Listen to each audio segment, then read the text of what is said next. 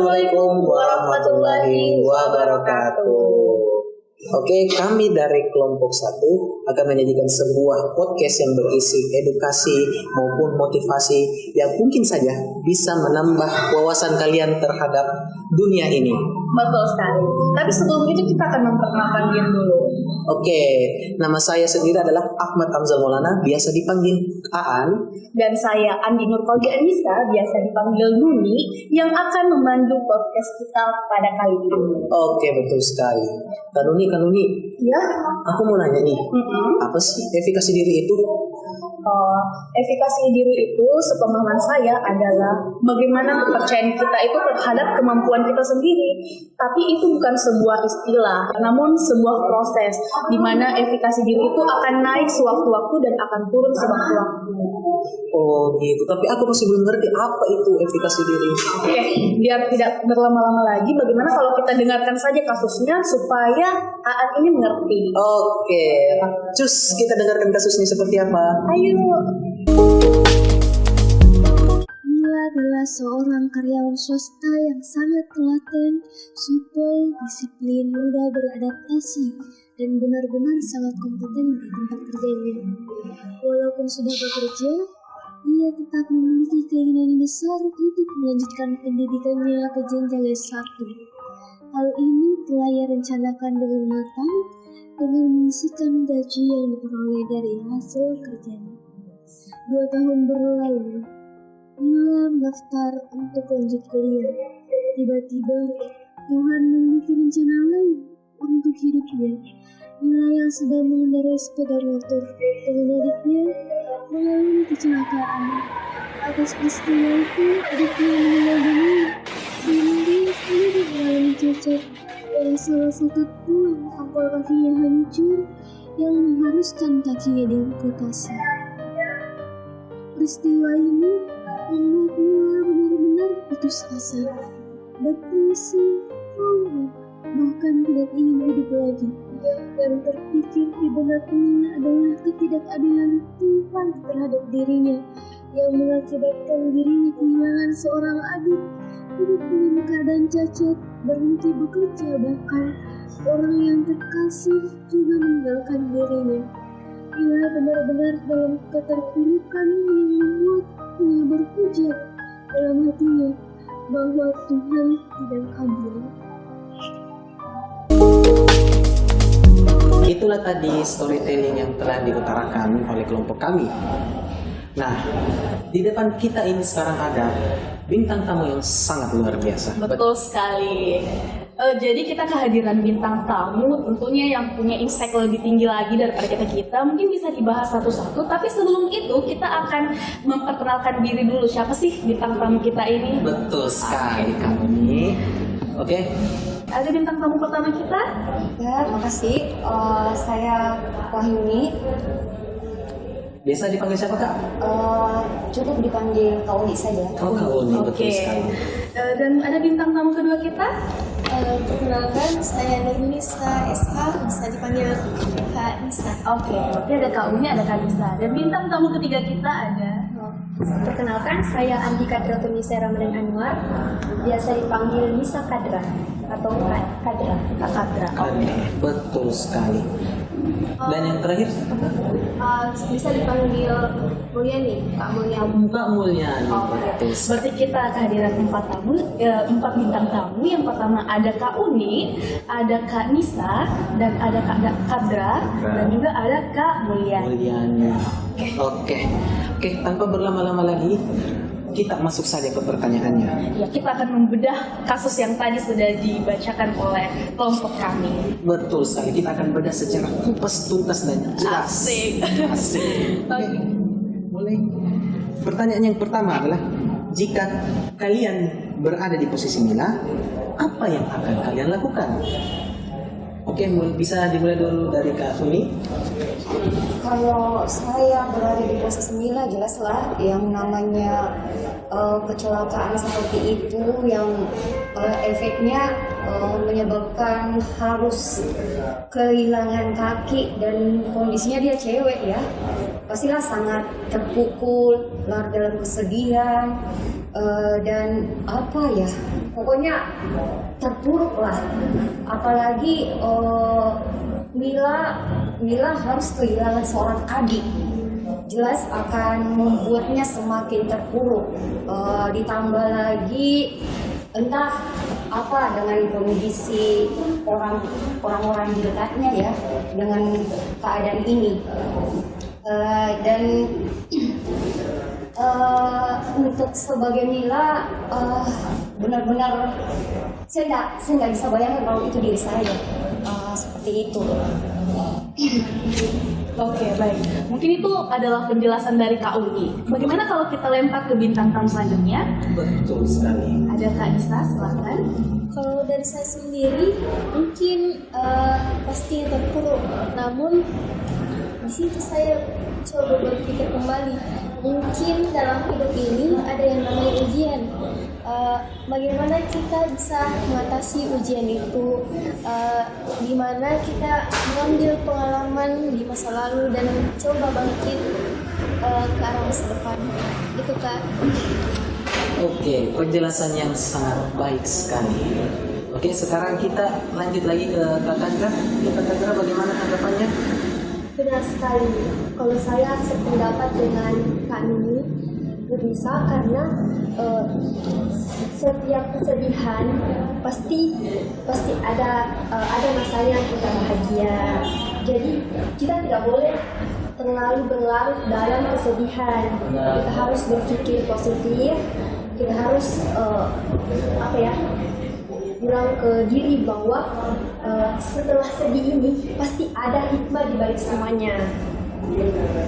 Oke, dan yang terakhir Kak Mulyani, coba beri tanggapan. Mungkin ada tanggapan yang berbeda atau cross the line atau bagaimana?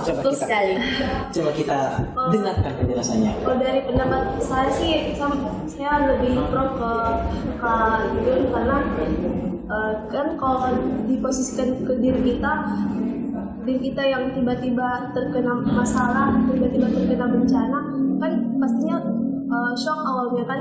Jadi kita pastinya akan terpuruk dengan masalah-masalah yang datang terus kepada kita. Karena kita kan manusia, kita pasti akan hanyut ke dalam perasaan kita itu, seperti itu. Oke. Jadi nih Kak Aan, ada 3 poin yang telah saya simpulkan. Kalau misalnya saya atau teman-teman bintang tamu ini jadi Mila, yang pertama tentunya terpuruk nih.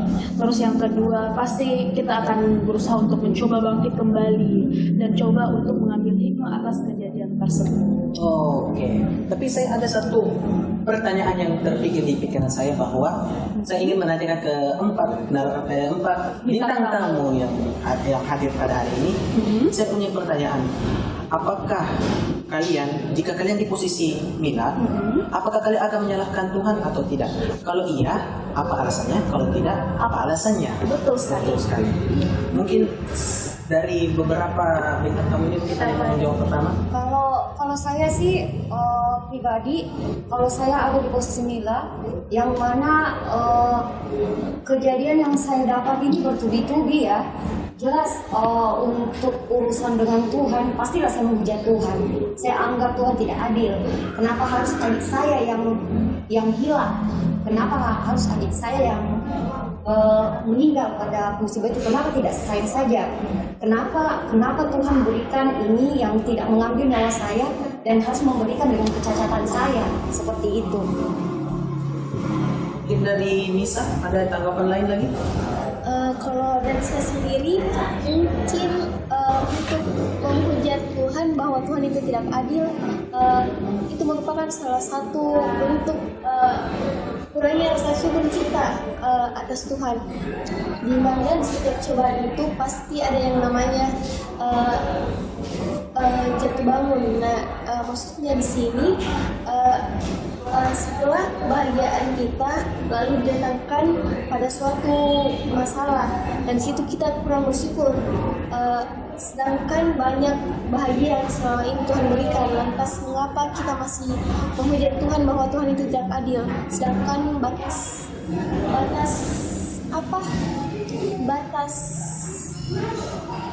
manusia diberikan cobaan itu sesuai pada kemampuannya masing-masing. Oke, jadi Kak Aan, ada dua pendapat yang berbeda nih. Ada dua alur pemikiran yang berbeda. Mungkin dari pro dan kontra, ada dari bintang tamu yang lain ingin menanggapi? Silahkan dari Kak Mulia. Baik, kalau menurut saya sih itu tergantung dari imannya dari Mila sendiri. Bagaimana sebelumnya dia dalam beribadah kepada Tuhannya, bagaimana keyakinannya kepada Tuhannya. Apakah jika dikasih suatu masalah dia akan menyalahkan Tuhannya sendiri atau bagaimana? Seperti itu. Oke, tanggapan yang interesting, very interesting. Oke, mungkin dari Kak Kadra ada tanggapan yang berbeda mungkin? Kalau menurut saya logis sih, karena cobaan itu datang bertubi-tubi. Kita sebagai manusia pasti berpikir kenapa cobaan itu harus datangnya secara bertubi-tubi. Dan kalau menurut saya bukan cuma iman yang bukan karena tidak punya iman, tapi ada masanya kita juga merasa kok berat saya untuk saya hadapi, untuk Tuhan kasih saya masalah seperti ini. Itu mungkin dari saya. Oke, pendapat dan jawaban yang sangat baik sekali dari keempat bintang tamu kita. Oke, sekarang kita lanjut ke pertanyaan yang kedua. Jika kalian berada di posisi keluarganya Mila Maupun sahabatnya, mau itu sahabat ataupun keluarga, apa yang akan kalian lakukan? orang terdekatnya nih. Orang terdekatnya Ketika nih. kalian jadi orang terdekatnya Mila, apa yang akan kalian lakukan?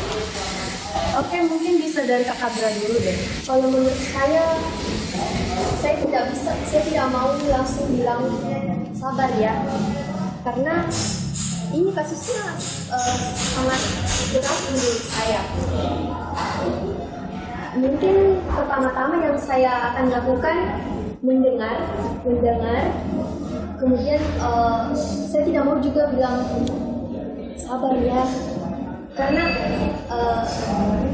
dia sebenarnya bisa sabar, tapi saya cuma bisa kasih motivasi setelah mendengar cerita itu, motivasi sewajarnya, karena menurut saya kalau saya juga di posisi dia sangat sulit ya, jadi mungkin. Oke, jawabannya sangat menarik dari Kak Kadra. Oke, mungkin sekarang kita bisa ngobrol ke Kak Mulyani. Apa tanggapannya? Jika Kak Mulyani menjadi orang terdekatnya, mau itu sahabatnya kah, mau itu keluarganya kah, apa yang akan kakak lakukan? Kalau menurut saya sih, jika ada seorang sahabat saya yang terkena musibah, pastinya saya akan mendatangi terlebih dahulu. Pastinya saya akan menjadi orang yang pertama untuk mendengar cerita keluh kesahnya, seperti itu. Dan kalau si Mila itu menginginkan nasihat saya akan berikan, seperti itu. Oke. Itu dari tadi dua jawaban dari bintang tamu kita. Mungkin kita akan mendengar dari jawaban bintang tamu pertama kita, ada Kak Uni. Sebenarnya sih kalau persoalan ini ya, Mila yang terpuruk seperti itu, Mila yang mungkin kedepannya akan cacat, kehilangan adik, pokoknya semua pakai komplit ya masalahnya. Betul. Dan untuk jawaban dari Kak Pagotun juga itu ada benarnya. Jadi sebagai anggap saja saya posisinya sebagai sahabatnya Mila, dan mungkin dari pihak keluarga ini opsi saya ya dari pihak keluarga, karena ini kan kejadian Mila kehilangan adik. Ceritanya kan pastilah pihak keluarga akan mengalami kesedihan, dan bisa jadi juga pihak keluarga ada yang menyalahkan Mila karena kehilangan adiknya ini. Jadi boleh dikata pihak keluarga itu tidak terlalu banyak membantu jadinya. Dan dari pihak mungkin dari pihak sahabat ini ya yang bisa memberikan motivasi untuk Mila, menguatkan Mila lagi, supaya semangat hidupnya itu ada. Mungkin yang terpurukkan dengan memberikan nasihat-nasihat, mendekati Mila, memberikan nasihat dan semangat. Mila lambat laun efikasi dirinya akan meningkat, akan kembali bertahap meningkat seperti itu. Mungkin cuma seperti itu yang bisa saya. Ya betul sekali, mungkin dari pihak keluarga karena kehilangan sosok adiknya juga, maka dia menyalahkan Mila, oh karena Mila nih jadi adiknya seperti ini. Apa ada tanggapan lain dari Kanisa? Kalau saya sendiri setuju dengan pendapat dari narasumber. Nah, selain keluarga, sahabat, terkhusus dia sendiri. Misalkan saya sebagai Mila nih, saya akan mencoba bangkit di dalam keterpurukan dengan efikasi diri yang rendah karena trauma, depresi yang karena suatu masalah sehingga Mila terpuruk. Bagaimana bisa saya percaya kembali akan Tuhan, saya hadirkan itu, kemudian saya memotivasi diri sendiri bahwa saya bisa bangkit, saya bisa sukses kembali meskipun cacat dan sebagainya. Oke, jawaban yang sangat baik sekali. Jadi pada intinya ini kalau kita sebagai orang terdekatnya dari Mila, kita harus memotivasi dia, terus ada di samping dia ya Kak. Betul sekali. Tapi saya ada satu pertanyaan lagi untuk bintang tamu kita yang berempat ini. Jadi karena Mila mendapatkan peristiwa seperti itu, pasti mentalnya akan terguncang kan? Iya betul sekali. Betul sekali. Jadi menurut keempat narasumber atau keempat bintang tamu yang sudah ada di hadapan kita kali ini, apakah mentalnya Mila akan semakin jatuh dengan peristiwa ini dan tidak akan bangkit lagi, atau mentalnya bisa naik lagi karena adanya peristiwa yang mencengangkan ini? Betul. Mungkin tanggapan dari Kak Uni dulu. Oke, kalau saya sih melihat dengan motivasi di orang-orang, misalnya ceritanya sahabat ya.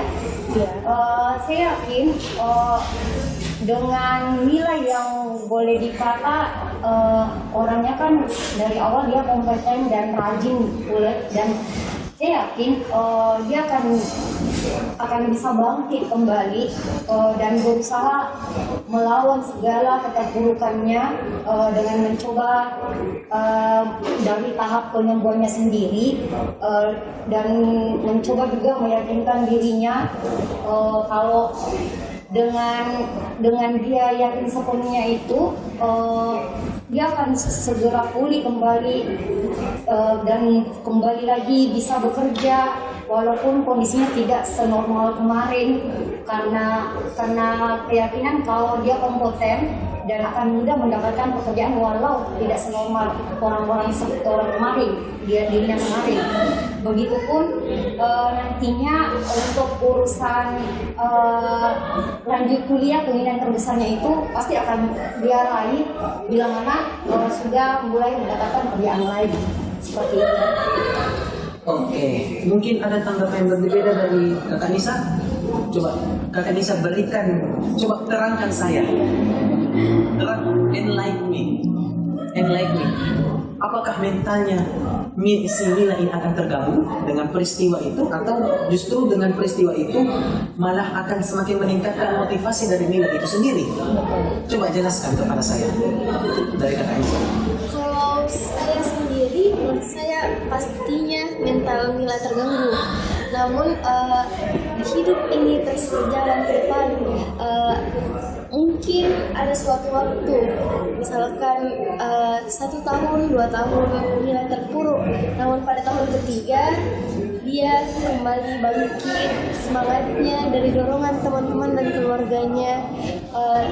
Terus juga masa lalu yang mungkin yang membuat dia trauma, dia coba lupakan, sehingga bagaimana dia bisa semangat lagi dalam melanjutkan kuliahnya. Karena pada dasarnya itu Mila dikasih cobaan sama Tuhan, dikasih waktu, maksudnya waktu untuk hidup. Situ dia bisa memperbaiki dirinya. Gitu, Kak. Oke, jawabannya sangat memuaskan sekali. Tapi jelasnya pastilah ada yang namanya trauma di balik kejadian itu. Misalnya kan ini si Mila, dia kan kasus utamanya sampai terjadi ini kan karena kecelakaan motor. Pastinya trauma terhadap untuk bawa motor lagi itu pasti ada. Pasti ada. Oke, but let me say this something. Tindak pembulian itu pasti ada kan? Apalagi dengan melihat kondisinya si Mila yang divonis harus diamputasi kakinya, pasti ada menimbulkan berbagai persepsi dari masyarakat. Jadi kalau kalian sebagai orang terdekatnya, baik itu orang tua, keluarga, sahabat, apa yang akan kalian katakan kepada si Mila ini untuk menghadapi tindak pembulian yang kedepannya pasti akan dialami oleh si Mila ini? Mungkin dari Kak Huliani bisa menjelaskan secara singkat saja. Pendapat saya sebagai sahabat kepada si Mila, saya akan lupakan si Mila karena perkataan orang itu tidak akan mengusik kehidupannya ke depan gitu. Oke. Kalau dari Abdul, kalau saya jadi sahabat atau orang terdekatnya, saya cuma berikan suatu contoh-contoh kasus. Kan bukan cuma si Mila aja yang dapat masalah yang besar. Banyak pasti di luar sana yang lebih parah lagi. Nah, yang bisa memotivasi dia untuk bangkit kembali. Menurut saya, kalau saya akan memberikan apalagi kasus yang kamu baru ada yang lebih parah dari kamu, modelnya. Kenapa kamu tidak bisa mencoba bangkit gitu? Dan ada saya yang bisa dukung kamu. Gitu. Oke. Jadi dari kasus-kasus ini, bahkan pembulian itu sebenarnya kita itu tidak perlu mendengarkan apa yang kata orang sih sebenarnya, Kak. Oke. Kita tidak perlu mendengarkan kata orang karena orang tidak pernah tahu apa yang kita rasakan, apa cobaan di balik kita dan bagaimana usaha kita untuk keluar dari peristiwa tersebut. Betul. Mungkin dari tanggapan terakhir, mungkin dari Kak Yuni, untuk memberikan masukan kepada Mila ini untuk menghadapi tindak pembulian yang pasti akan terjadi terhadap dirinya. Mungkin tanggapannya, Kak? Mungkin kalau untuk saya sih sama sih seperti yang dibilang Kak Padrotun, dengan cara kita berikan contoh-contoh ke Mila. Kalau kasus yang dia hadapi dengan cacatnya dia itu ada yang lebih parah dari dirinya, yang mungkin sudah tidak bisa ngapa-ngapain dengan cacatnya, tapi dengan semangatnya orang cacat itu, dia masih berguna. Mila yang cuma kehilangan kaki yang kemungkinan itu belum pasti, belum pasti diamputasi, itu cuma vonis dokter. Sekarang kan sudah banyak proses pengobatan dengan bukan melalui tangan dokter, dengan model herbal lah, kayak terapi air yang kemarin sempat saya dengar ada di Takalar gitu. Dengan proses terapi itu selama Mila semangat untuk sembuh, insya Allah semuanya akan baik-baik saja kembali seperti sedia kala. Dan Mila harus tutup kuping untuk semua sindiran-sindiran orang-orang, karena pokoknya ambil positif inilah untuk sindiran-sindiran orang. Kita pokoknya kalau jadi Mila harus kuat, dan edukasi dirinya memang harus tinggi. Jangan hiraukan apapun orang-orang katakan. Kamu cacat ataupun apa, kamu seharusnya masih beruntung karena kakimu masih bisa berfungsi lagi dengan proses pengobatan yang alternatif itu. Seperti itu. Mungkin selanjutnya dari Kanisa. Kalau saya sendiri ya setuju dengan pendapat dari narasumber. Oke. Jadi kan nih Iya. kita bisa simpulkan bahwa lingkungan support system yang sangat positif itu penting. Penting sekali. Betul. Jika semakin positif lingkungan yang kita miliki, maka semakin besar juga motivasi kita Keinginan diri. keinginan diri kita, betul sekali, untuk bisa bangkit dari keterpurukan itu. Betul sekali, Kak. Begitupun juga sebaliknya. Oke. Jadi mungkin sekian dari podcast kita kali ini. Kita mungkin akan ketemu di podcast selanjutnya. Iya. Saya Andi Nurkalbianisa. Saya Ahmad Hamzah Maulana mengundurkan diri. Pamit undur diri. Wassalamualaikum warahmatullahi wabarakatuh.